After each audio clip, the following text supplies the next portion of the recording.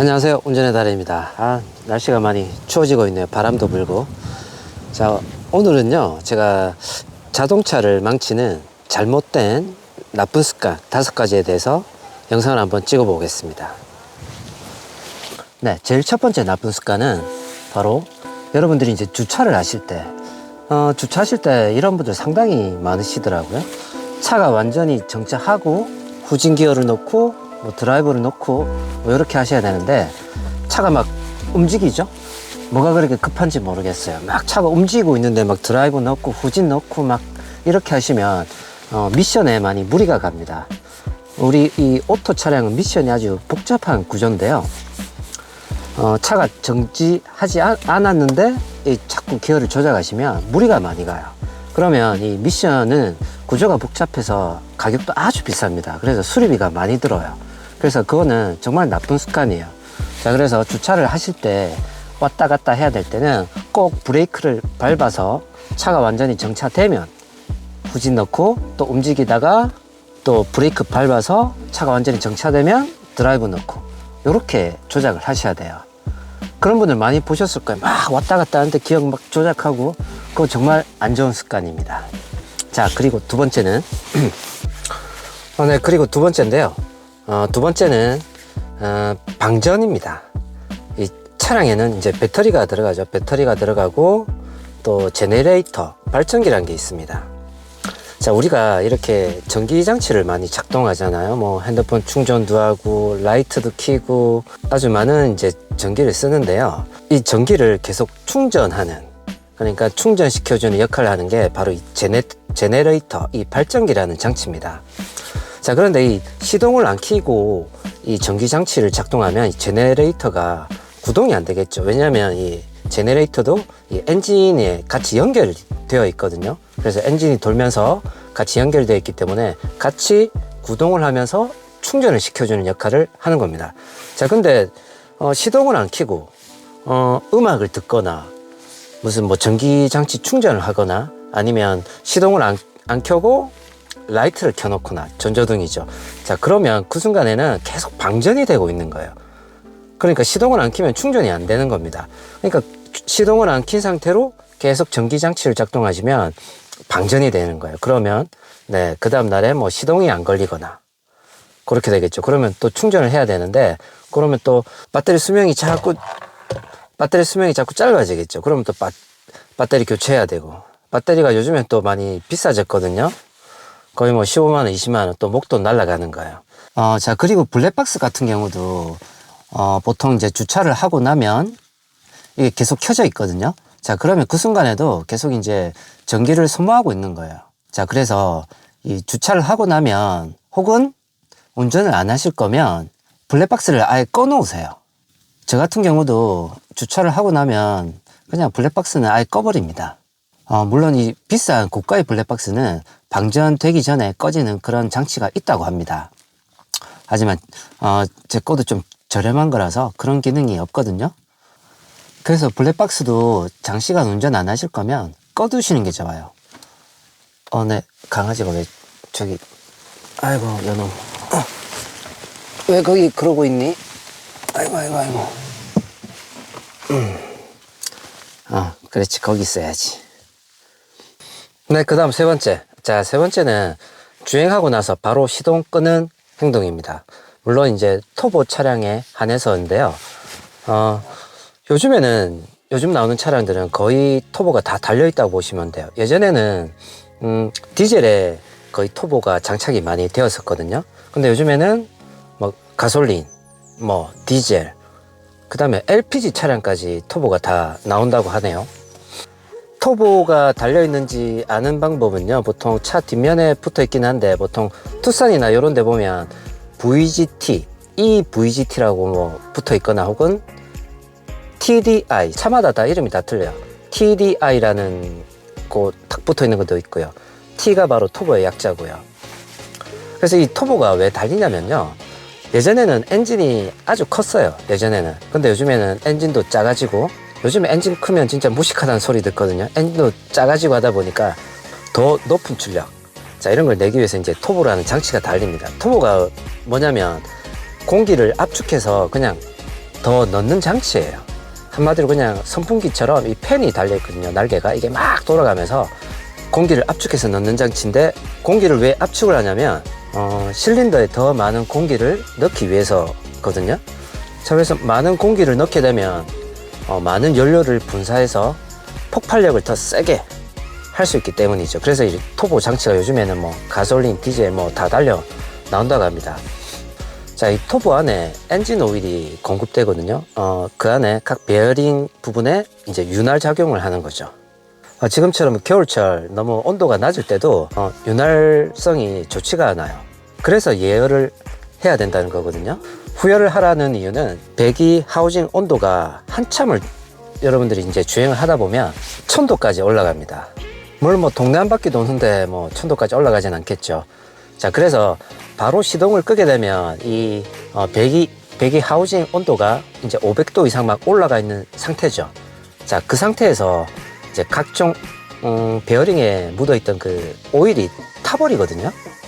이 타버리고 남은 찌꺼기, 타르라든지 이런 찌꺼기들이 쌓이면서 조금씩 쌓이겠죠. 조금씩 쌓이면서 이 오일이 다니는 길을 막아버리는 거예요.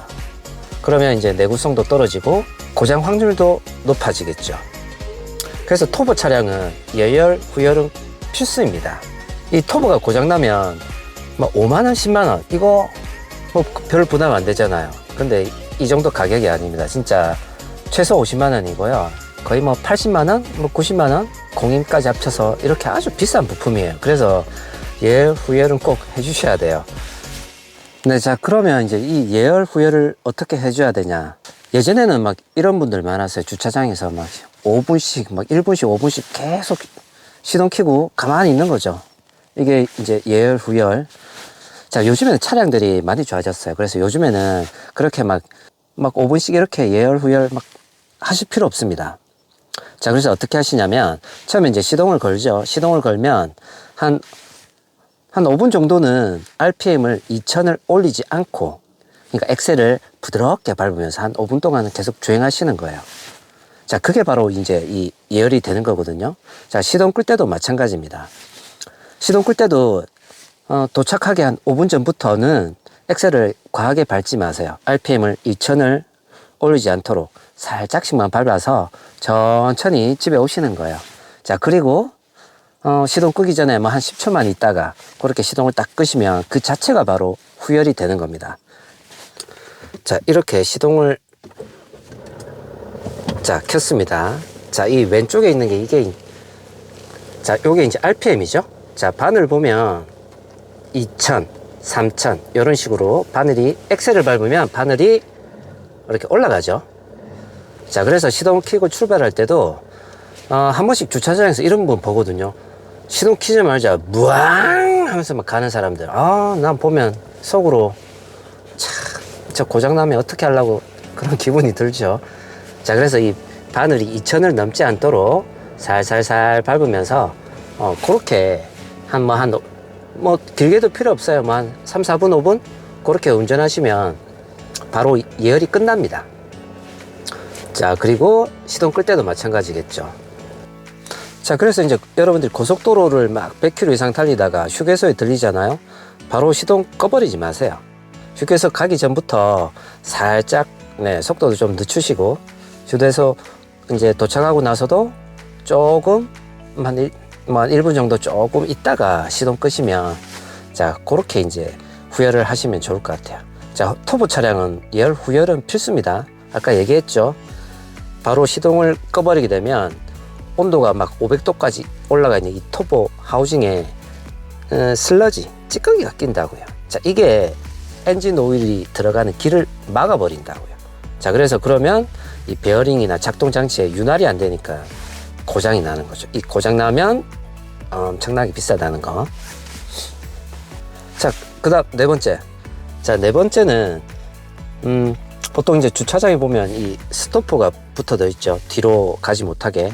자, 이 스토퍼에 꽉 붙여서 주차를 했을 때 이 미션에 무리가 많이 간다고 합니다.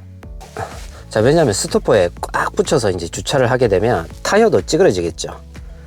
그러면 타이어도 안 좋고, 그리고 딱 뭐 압착이 되어 있기 때문에 미션에도 조금 무리가 간다고 합니다. 자, 이런 행동은 안 하는 게 좋겠죠. 그러면 어떻게 하셔야 되냐면, 자, 요렇게 이제 주차를 하면, 자, 이 상태에서, 자, 이렇게 하면 이제 타이어도 좀 찌그러지죠. 자, 그리고 미션도 좀 무리가 간다고 합니다. 자, 이 상태에서 지금 꽉 껴버렸거든요. 자, 보면 제가 이제 드라이브로 옮길 텐데, 텅 해요, 텅. 텅. 텅 소리 들으셨나 모르겠네.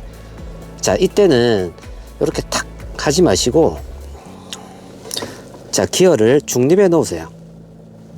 중립에. 자, 그러면 기어가 안 들어가 있기 때문에 차가 움직이거든요. 브레이크에서 발만 살짝만 떼보세요. 그러면 차가 앞으로 움직여요. 자, 이러면 이제 내려왔거든요. 이 상태에서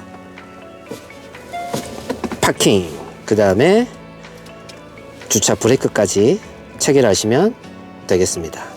네, 마지막 5번째는 엔진 오일입니다. 엔진 오일 제때 갈아주기. 예전에는 뭐 5,000km마다 갈아라고 돼 있었는데, 요즘에는 네, 엔진 오일도 많이 이제 좋아져서 뭐 7,000, 10,000km 그 정도에 갈아도 뭐 별 문제는 없다고 합니다. 이 엔진 오일이 얼마나 중요하냐면, 제가 그 두 번째 토보에서 얘기했듯이 이 엔진 오일이 토보 안에 들어가서 윤활 작용도 해요.